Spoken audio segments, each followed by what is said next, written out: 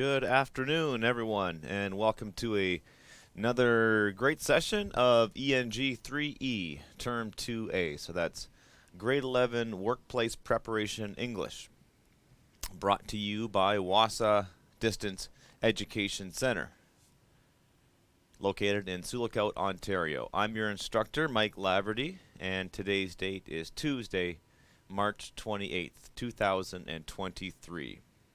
This date marks class 25 of our 34 classes together. So we're officially into the final third of our courses, and we are finishing up our discussion of Unit 4 today. So this will be our final discussion going over the required assignments found in Unit 4. So yesterday we talked about Part A of the culminating activity, and today's class will focus on Part B of the culminating activity.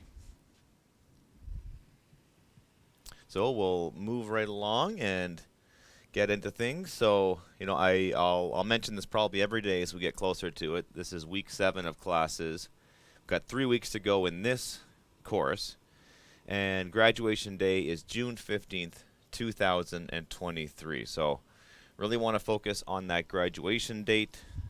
That is coming up. You can't submit any work after that date, and you should be looking at submitting all your work before that date. And I know, just speaking from experience, and teachers, it's very hard for them to receive a whole bunch of your assignments right at the very end, and it's really gonna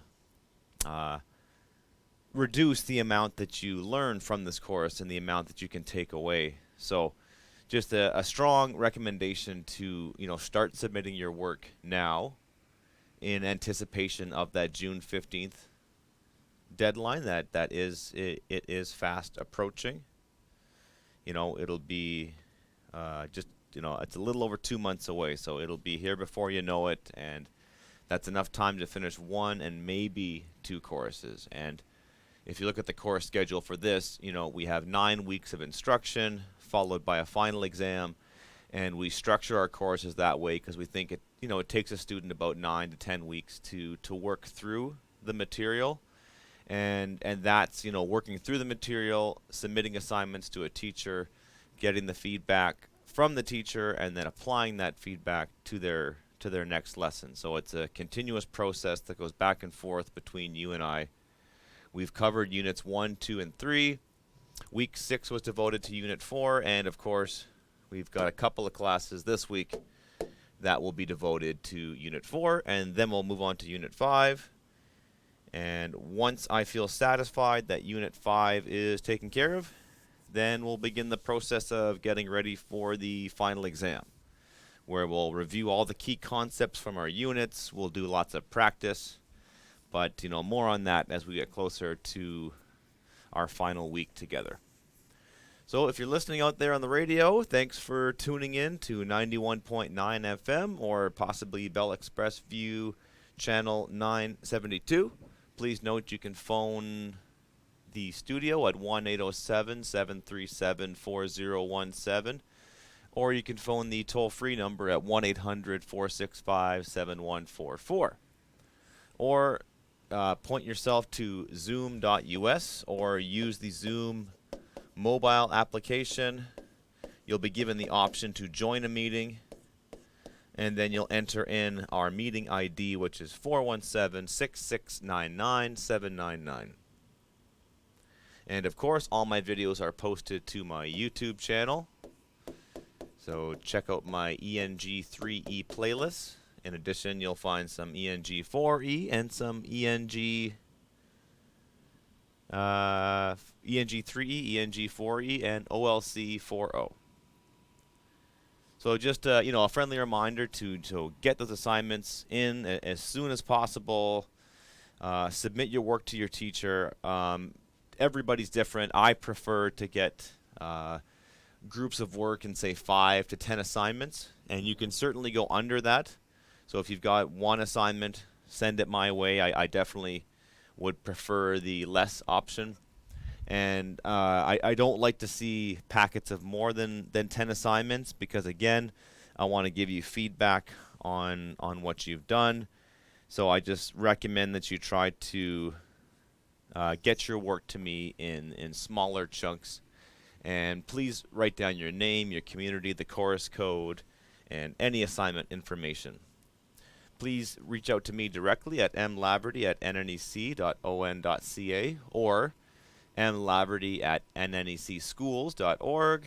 You can also find me on Facebook, add me as a friend, or we can just simply communicate through Messenger. So that's Laverty Wassa. Laverty space Wassa. And you can phone us here in Sioux Lookout, the office at 1-807-737-1488, extension 2211, or dial our toll-free number 1-800-667-3703. And if you dial my extension 2211, you'll get me directly Monday through Friday, 9 a.m. to 3 p.m. I do teach from 1 p.m. to 3 p.m. Monday through Friday, but Fridays I'm usually sitting at my desk all day. So give me a call, send me an email. I'll be sure to get back to you. Just a friendly reminder that if you've been taking this course for about 6 weeks, then a good course of action, a good schedule would be to have units 1 and 2 taken care of. So all the assignments, all of the culminating, and you're now working through most of the assignments from unit 3. And hopefully getting yourself into unit 4. All right, so let's look at today's lesson. We'll start today's lesson by examining our words of the day. I have a couple of Anishinaabe-Moan words and then an English word to continue our discussion that we started yesterday on emotions and feelings and describing them, understanding them, using them to describe a situation, using them to describe our own feelings, our own inner world, and just having a look at how workplace incidences can be very emotionally charged events that we then reflect upon, and then we write up reports based on them. So it's part A of the culminating activity was really about the sort of like the raw emotion of the story, telling the story, telling what happened, describing how the people felt, and then we're taking that material today and trying to formulate part B, which is the report itself. So your learning goals for today are to take notes as we review the required elements of Unit 4's culminating activity, a workplace report. So just like yesterday, I'll review those required elements once again, because I think it's important to note that when you're tackling a culminating activity, this one's worth 55 marks, so it's going to be a large percentage of your final grade for Unit 4. It's good to take your time, make sure you hit all the required elements, because that's what your instructor will do. It's certainly what I will do, and I imagine it's what most teachers will do. Sometimes you're given a rubric that specifically outlines all of the required elements, and then it also gives you a sense on what your teacher is going to do to evaluate it on those criteria. So, step 1 is make sure you got all the criteria there. So if it asks for a title page, you've got a title page. If it asks for Part A and Part B, you've submitted Part A and Part B. If there are required elements of Part A and Part B, you've got all the required elements. So that's sort of like the first step, and then the teacher will begin evaluating you. Sure, you've got the required element, but is it done to the expected standard, right? So if you want to receive full marks, if you want to get into that 80% plus range, then it's very important that you not only hit all the requirements, but you hit them in a way that exceeds the standards, and that's what the 80, that's what the A range is typically reserved for when we're doing evaluations. The A range is you've hit all the requirements and you've exceeded them greatly, right? So a B paper has all the elements and exceeds them somewhat. A C paper is hitting the requirements, but just barely. And the D paper or assignment is the one that is definitely not hitting the required expectations. So missing lots of pieces, and the pieces that are there aren't fully formed yet. And we will, of course, review the writing process and brainstorm ideas for planning out your report. So we'll review that writing process as we do a demonstration. So just like yesterday, I will continue my live demonstration of completing this assignment where you can take notes, get some inspiration, and just watch how I do it. And the way that I do it is not, the way that you have to do it, but I think it's really important if you want to be a writer, if you want to be a person who communicates with others in the workplace, professionally, and is known for the communication skills, then it's really important to watch other people work and take notes on what they do. And then, as you continue your journey as a communicator and figuring out what you want to say and how you say it. But it's always important to study those who have gone before you. And I'm not an expert by any means, but I have been doing this for a while, and I have I have much experience with writing and a lot of experience writing professional documentation. So I feel I've got a lot of tips you can share. Hopefully, some things to avoid. So your success criteria for today's class is, based on what you wrote in Part A, you will begin the planning and formatting of your workplace report, which will be written as a memo. So I will keep going ahead with my assignment that I'm writing as if I'm submitting to a teacher. And then you will watch, as you watch me do that, you'll take notes and hopefully work towards getting yourself your document figured out and figure out where you want to take it.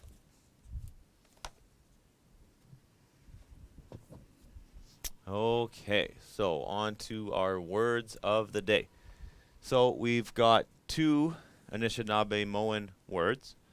So once again, on the second day of class in the week, which is usually a Tuesday, I like to select 1 or 2 Anishinaabe-Moan words that we can just discuss, and then sometimes an equivalent word in English, or just a word that's complementary. It's not the same word. It's just it's similar in nature. And so again, I don't speak the language. I wish I did, but I'm trying to just incorporate it in my classes as much as possible. I'd like to do it even more if I could, and then maybe even look at some storytelling. So this isn't like a native language course or a native studies course, which we do offer at WASA, the native studies course. But yeah, I just think it's important to include these words in my lessons whenever I can. So the first word is muji gendam, is a verb which is she or he feels happy, feels good, feels glad, and that ma'anendam is she or he feels bad, feels out of sorts, is depressed. So in a sense, yesterday we were talking about the emotion wheel, and so these are sort of opposite ends on the emotional spectrum, with happy and sad being sort of opposed to each other. And if we look at the word, they both have this dam, this D-A-M, which, again, I'm just making a speculation, but it looks to me like that refers to an emotional state. It's that's what we call a suffix. A suffix is the last part of the word, like ing or ed or tion, right? The little chunks of words that end a word, little chunks of letters, sorry, and a prefix. So pre meaning before, a prefix comes at the start of a word. So just like sentences, words are built up of smaller pieces that come together to, you know, letters form groups of letters. Those groups of letters form entire words. And, many words are two words kind of mashed together. So the English word is emotion. So we've got a very technical definition, which is an affective state of consciousness in which joy, sorrow, fear, hate, or the like is experienced. So it's a state of consciousness. It's something happening inside your mind, as distinguished from cognitive and volitional states of consciousness. So I chose that definition on purpose. It's very wordy, but there's a couple of key words. So volitional, when volition is like free will and the ability to choose what you want to do. So I guess it's you don't really choose your emotions, or so it's sort of like the emotions that are sort of put upon you, right? So it's an affective state of mind, is experienced by you. And another definition is any of the feelings of joy, sorrow, fear, hate, love, etc. So, and I think that anyone who knows that, emotions are definitely in the mind, but I think that they're also in the body too, right? So, and then, certain emotions are associated with certain physical feelings. So, and then, the word emotion itself comes to us from the Latin ex movere. I'm not sure if I'm pronouncing that right. EXMOVERE, which means to move, which means motion, right? So emotion, it just means to set things in motion, to get things out. And, so I would argue that, for me personally, yeah, emotion's sort of like it's what you're thinking, it's your state of mind, but it's also often tied in with like certain physical feelings as well. Okay, so we will just have a brief recap of what is being asked of you for this assignment. And then I'll pull up my Word document that I started working on yesterday, and we can go over all of the required elements there.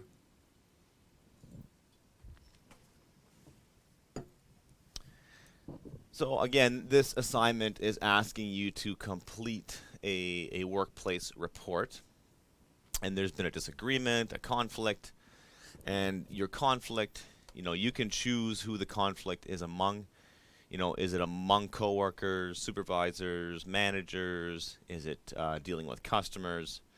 So, it's up to you to decide which incident you're going to talk about, and then there's the range of emotions that we've been talking about. So disappointment, anger, sadness, fear, jealousy, embarrassment that are experienced by the people involved. So as we talked about yesterday, your job is to think about a situation, or it could be multiple situations. So sometimes, an incident might reference like a couple of situations, especially if they're related. So there might be the main incident, but there could be a couple of other situations that have to be mentioned to truly tell the story of what happened. So you can talk about something that happened in your past, your recent past, your not so recent past. My example is something that happened in my life, about 20 years ago. So it's going back, but I'm trying to dredge up my memories of it and make sure I've got all the details figured out. So you'll express your feelings about what happened or them. And if you have not experienced any sort of disagreement or conflict in the workplace, so if you don't have one, if you can't think of an example or a disagreement that's happened to you in the workplace, you can think about another incident that has happened to you and see if you can make it applicable. And you can always reach out to me, your teacher, in situations like this, and I can see what I can do. And then maybe I can give you like a character sketch or give you an example. If you feel like you've got the time and the creativity, you can always invent a situation too that you can talk about, and And that actually might be something worthwhile for us to talk about. So, especially if you want to protect people's identities, and you're thinking about an incident that's happened to you, you can always just set that in a different town or city entirely. You can change the workplace. You can keep the basic conflict of what happened. You can keep that part intact. But if you want, you might want to think about either inventing some details. You can make up some details, that kind of thing, if you need to. But best case scenario is you've got a situation that you can write about. All right, so yesterday we looked at the part A, which is where the incident happens. We've got some key questions here. Was there or has there been any need to create an incident report? The point here with the assignment is to reveal an issue or issues that can occur in any workplace and need to be dealt with.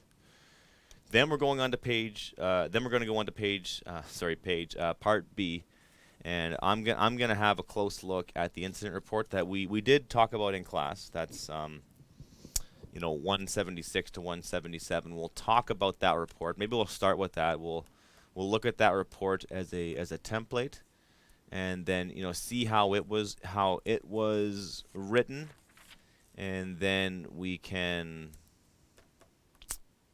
take it from there. So here's the breakdown. You will do a cover page, so that's to include a title, your name, the course, the date, and a picture related to the content. Part A rough copy is 10. Part A final copy 15. Part B rough copy is 10. Your rough copies are handwritten. You know what? I'm actually fine if you submit them both through a computer printout. That's actually fine if you want to print off a rough copy and then print off a final copy. I'm actually fine with that.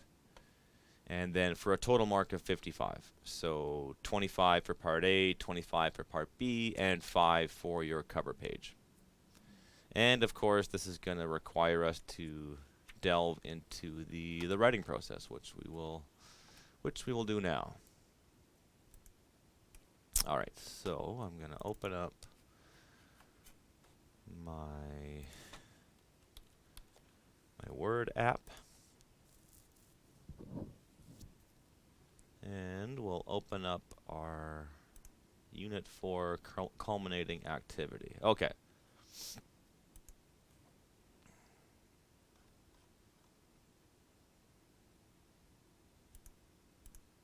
So as we mentioned yesterday, it's always important, when you're writing your assignments by hand, or if you're writing them through a word processor like Microsoft Word, or perhaps you're using Google Docs. Whatever software you're using or whatever method you're using for recording your responses, it's important to write your full name down, the course you're taking, the unit that you're taking, the assignment that you're submitting, right? So what I did was I made a header, and it's at the top of my page, and it reads Mike Laverty. I'm using the pipes, so I love the pipe. It's the punctuation symbol. It looks like a vertical line. It's right above the enter key, so it's Mike Laverty pipe, OLC40, pipe unit 4, hyphen, culminating activity, in brackets, a workplace report. So what I will do is I'll start with that title page. And the title page is to include, a title for the, so title, name, course, date, and a picture. So title, name, course, date, and picture. Okay, so we need a title, chorus. I feel like I'm missing one there. Title, course, name, date, and picture. Okay, so we got all our required elements, and we need a picture or some kind of photograph that's gonna go with this, right? So even though I have my header at the top for my title page, I am gonna type in unit 4 hyphen culminating activity, and this is a workplace report. The chorus is not OLC, ENG3E. Look at that. I don't know why I kept saying OLC. We are talking about ENG3E. All right, and I'll put today's date, but I'll change it. I would of course change it when it comes time for me to actually submit this thing. And we'll go Michael, put my full name, or just Mike, MikeLaverty. So I'm taking all of this, and let's see, it's a title page, so I'm gonna use a huge font. I'm using 36 place font. I've got everything justified on the left-hand side of the screen. And the only thing that I need now is a visual, so a photograph or a workplace.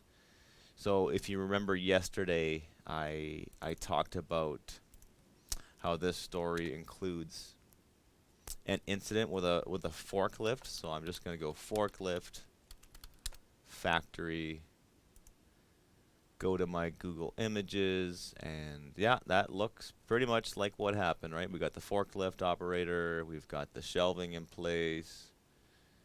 So I found an image, and then I'm just gonna copy and paste that onto my front page. So that'll be my title page. And so that title page is that's a fairly easy 5 marks that you can get for this assignment, right? Just as long as all the required elements are there, then you know what, you're good to go, right? So that's all you have to do is make sure that you've got all these required elements in there. I'm just trying to find, you don't want to spend too much time on this, but you want to find an image that that captures what you're talking about. It's a forklift, factory, we've got shelf. Ah, there we go. I like that one.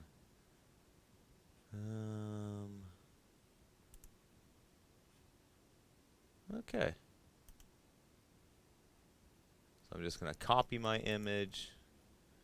Going to go back to my title page, and I can right click on it and paste it right in there. I might make it a little bit bigger. So you can do text wrapping if you go behind the text. And then I don't need that note to myself anymore.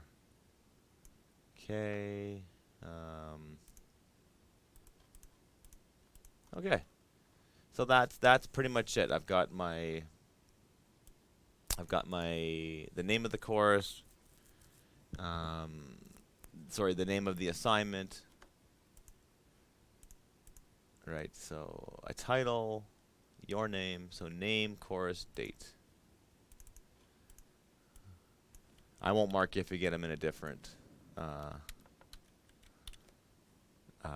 order, but I'm going to do it. Okay, name. Whoops. My name, Mike Laverty. The course, ENG3E. And what do we got here? Okay, title, name, course, date, picture.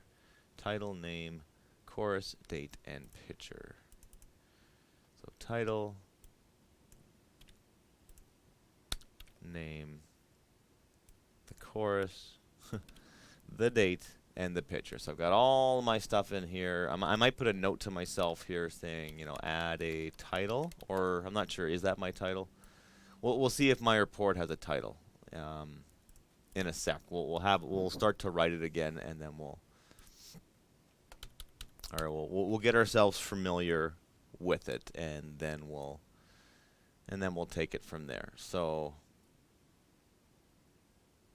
I've got my title page. If we review what we did yesterday, we started to do part A, and so I've given some notes to myself. Just well, they're notes to myself, but they're also notes to you as a student to kind of guide you through this. So I'm not actually going to use this when it comes to submitting my final assignment. So that's the way that I've always done these writing exercises. Is I will typically have a Word document open, and then in that Word document I'm sort of writing down notes, copying things to myself. So I might want to highlight this stuff in yellow because I'm not going to use it in my actual assignment, right? So part A talks about the story. This is the story about what happened. This is a description of the incident. What happened. And we mentioned that you can do this as a first person. So I worked at Walmart. I had. You could say I had a loud disagreement with a customer that led to a formal complaint being raised against me. That's just an example of how we would write the report. Sorry, that's an example of how we would write part A in the first person. So I didn't work at Walmart and I didn't have a loud agreement, but I'm just showing you how someone could write that report. So in that case, the story is told directly from your point of view, right? So that's when we write in the I voice. Or your other alternative is to write in the third person point of view. And the third point of view is where you mention people's names and can also describe what they said, felt, and thought. So I'm choosing to write about I'm writing about a real incident, and I've changed the names of the staff, but the incident didn't happen to me directly. So that for that, the third person narration made the most sense to me. So I think when you are deciding about your assignment, if the incident you're writing about happened to you directly, then you may want to go with that I voice. So I worked at this place, I experienced this situation, here's how it went down. I started the day off, everything was great, and then, on and on, all these bad things happened, but we worked it out by doing, whatever. So I would use that first person.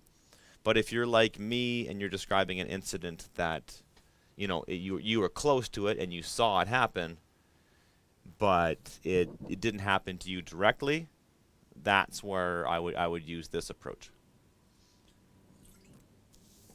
And what I did was I listed all the people involved in the incident.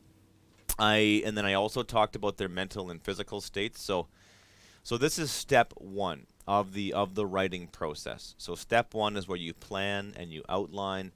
Step two is where you just simply write and get things down, and then after that you revise and you edit and things like that. So what I'll do here is I'm gonna go to my Word document, and I'm going to go to a new page, and I'm gonna say part B. This is the actual workplace report that is gonna get submitted.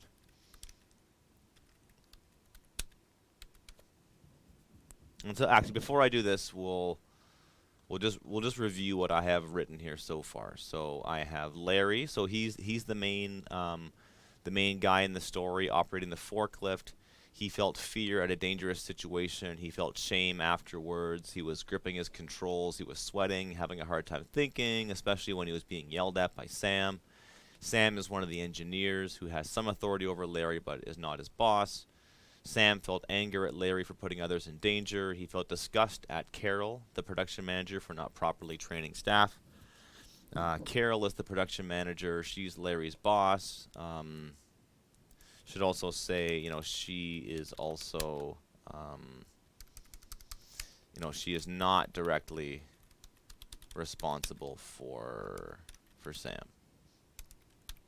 So she looks after the employees who are, doing the operation of the forklifts, but Sam is an engineer and he's responsible for fixing the machinery and making sure it's safe, whereas Carol's job is making sure that people are getting things done on a production schedule.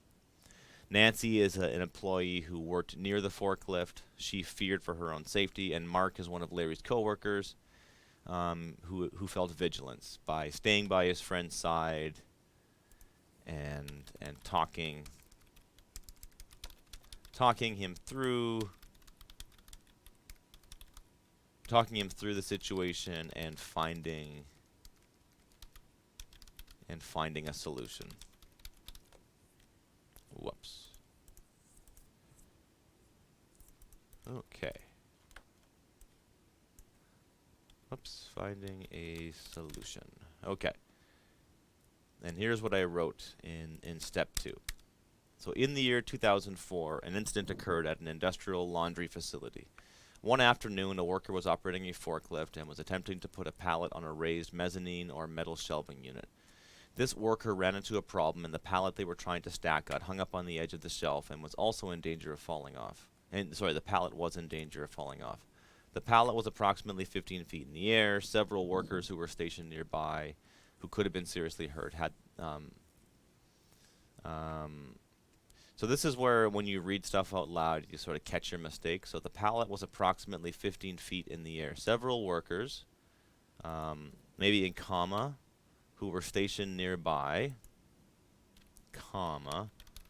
So I had an extra who in there. So could have been seriously hurt if, keyword if the pallet had tipped over. So reading your work out loud, highly recommended. I think it's one of the best tools you can do for editing your work and being a stronger writer. The staff operating the forklift screamed out that they needed help, and then a few other coworkers came to investigate. Sam, one of the engineers who maintains the equipment, upon seeing the situation, became highly verbally abusive towards Larry. He shouted at Larry to figure out something fast and that he might be fired for getting himself and others in such a dangerous situation. Then the production manager, Carol, arrives on the scene and starts to troubleshoot the situation while also getting into an argument with Sam. Nancy ran from her workstation after hearing Larry's screams for help and put in a call to the production manager. So you can see how when I wrote the story, the order wasn't quite figured out. So I'm going to take this detail about Nancy running from her workstation and put it up here right after we hear about the scream. Mark also heard the screams and immediately went to help and try to help his friend and coworker Larry try to problem solve and resolve this dangerous issue. Mark even intervenes and gets Sam and Carol talking productively and finding a solution. Larry is quite stressed out and agitated, but another forklift is found, and together they push the pallet into its proper place. Larry gets out of the forklift and goes with Carol to her office for a debriefing/further explanation. All right, so that's my part A. And then, so right now we're going to look at drafting up part B. And then what I'm going to do is I'm going to use the example in the textbook in our anthology, The Road Ahead, and just start typing out a template that I can follow and that you can follow as well. So, at the top of the page, we write memo, or we can write memo random. So it's usually like capital MEMO if it's the short form, or it'll simply say memorandum. And then, as I mentioned before, the memo format came first. So people were writing memos before they ever wrote emails, and then when emails were introduced, then the format of the email was adopted and used for a memo. So it's very similar. So from and we're going to see, from, so who wrote the report and who is it going to.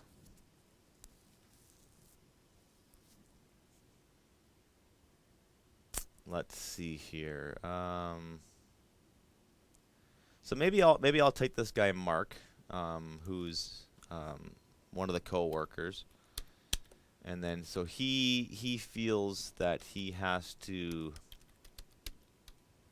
So I'm doing Carol. Just need her. We'll say Lewis and Carol, and then her her role is production manager, and we'll say Mark, maybe something, call him Everett, Mark Everett, and he is a shipper, and I'll just put today's date for now, and then I will.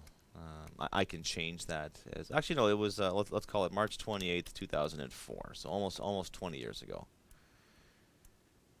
And so that's important that we copy the formatting. So you see that it's memo. It'll say memo at the top of the page.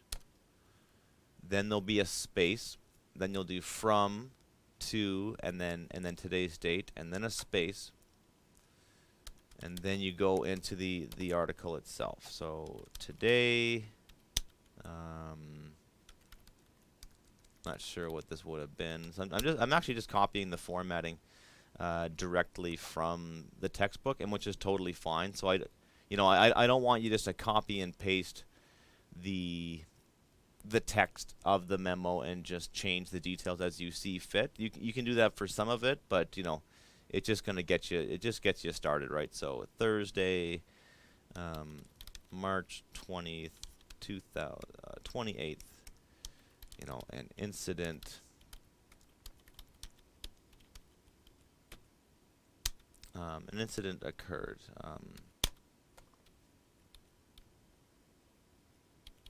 And so what I'm gonna do is I'm gonna break this thing down by how it's presented. So I'm just going to use some brackets here. And so, the first paragraph is going to be, introduce the incident and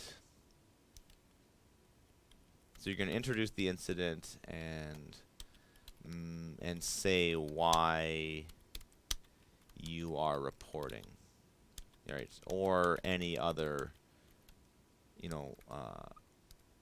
relevant and essential detail. And I'm going to highlight that in yellow because it's sort of a note to myself that I will change. But this first paragraph, that's what it's going to be all about. It's going to introduce the incident, say why you're reporting, and I'm just going to put a note. So today, Thursday, March 28th. So that's Thursday, 28th, comma.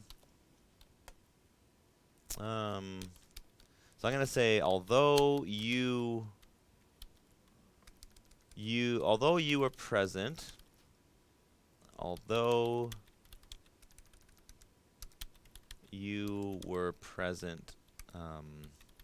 for most of the incident, right? Because she didn't get there until, I was there from the beginning and want to advocate for my co-worker Larry. Now, we didn't give him a last name, but he needs one. Let's call him Larry Blue.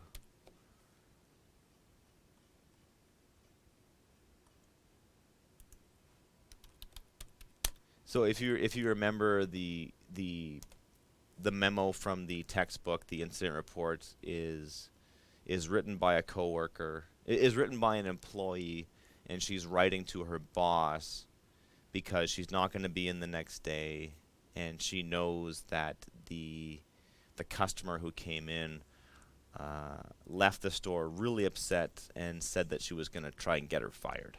So the person who wrote the report is Mia Wong, a cashier, and she's writing to her manager, Carol Bataille. So she's really nervous that, well, maybe she's not nervous that she's going to get fired, but she's being proactive and getting her boss some key information, as her boss is probably dealing with the incident and has to follow up on it. All right, so the second paragraph, which reads, at about 2 p.m., when the store was very busy, I waited on a customer, Mrs. Ritva, who, as you know, is a regular customer here.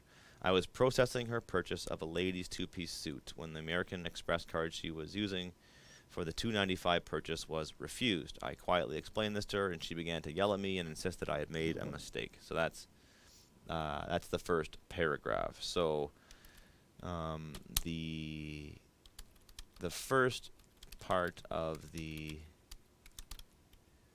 incident is reported. And so I'm going to highlight that part in yellow because that's more or less like a note to myself as I complete my template. But my second paragraph is where the first part of the incident is reported, you know.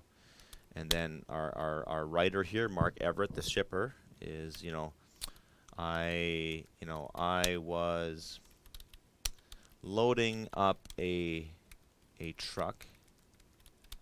I was loading up a delivery truck when I heard screams coming from the storage unit, the storage bay. That sounds right. That's what we used to call it. So I was loading up a delivery truck when I heard screams coming from the storage bay. When I arrived at the I saw that my coworker Larry Blue, was operating a forklift and having difficulty placing a pallet on the highest shelf. So that's the second paragraph. The third paragraph of the report from the anthology reads, I again processed the card, and again it was refused. She demanded that I call American Express, as this was an error. She needed the suit for an engagement that evening, and said that since she shopped here often, I should call American Express and straighten this out. Since I had a long lineup, I asked her to please step aside, and I would assist her once I had completed the sales of the customers who had been waiting. She began yelling at me, calling me rude and lazy, and demanded that I give her the suit and process the card anyway. So, as we see, the third paragraph of this template that we're following is the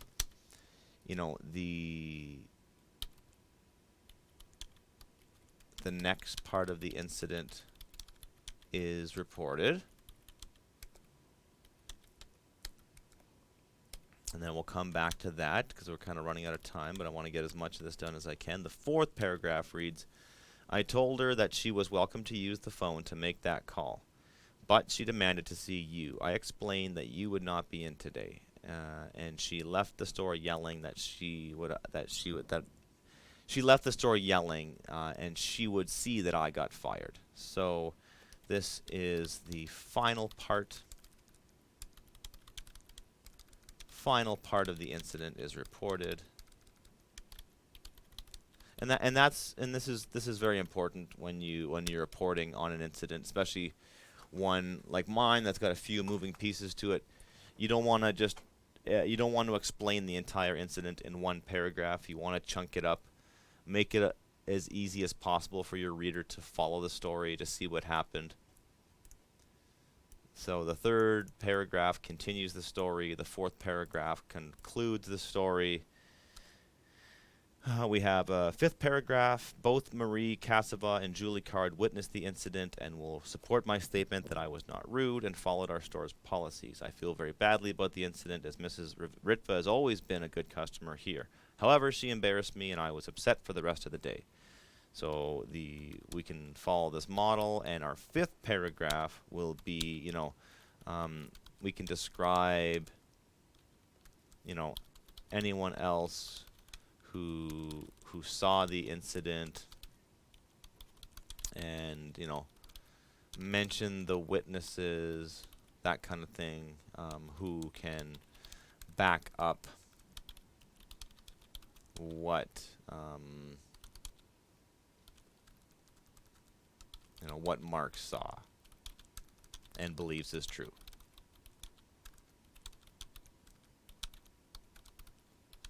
And then I'm going to end my report off with my sixth paragraph.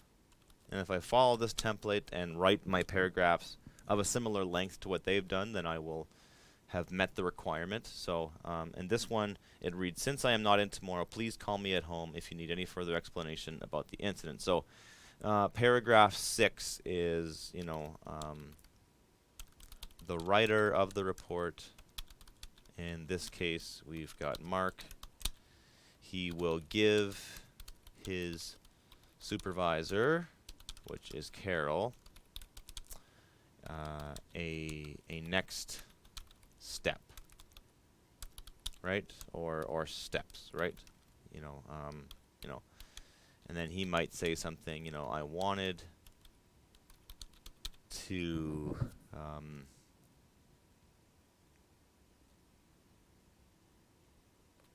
I wanted to raise this issue with you before seeing if it needs to be escalated.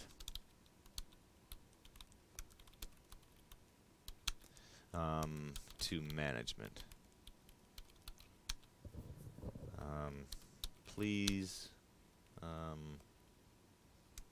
see me at my workstation. Dot dot dot. I'm not sure how I'm going to finish that sentence, but he's going to give his boss some kind of a next step or an action that she can take, right? And so there you go. So I've got part B set up. I've got my memo is formatted. I'm going to follow that model, that 6-paragraph model, where I introduce the incident in paragraph 1. In paragraph 2, I tell the first part of the incident. Paragraph 3 is the next part, or the middle or main conflict of the incident. Part 4 is where you talk about the final part of the incident, finish it off, and then part 5 you can describe any witnesses or people who can back up what you're saying, and then part 6 we can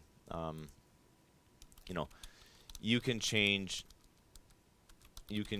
this part depending on the situation you're talking about.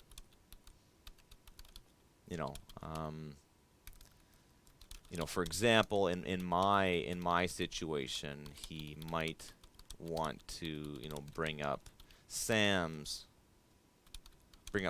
conduct. Make a complaint. And maybe I'll put that at the start here, at the start of the incident. That's really what he's upset about. He is putting in a complaint about the conduct of Sam the engineer. All right, so as you see, as I'm writing this, more details are coming to me, and then my next steps would be to start drawing details from part A and part B, and then I'll just continually go back and forth and revise those two documents. So Maybe we'll spend a bit of time on that tomorrow. I'll give it a consideration, but I think that's enough for now. Thanks for tuning in. We will see you tomorrow.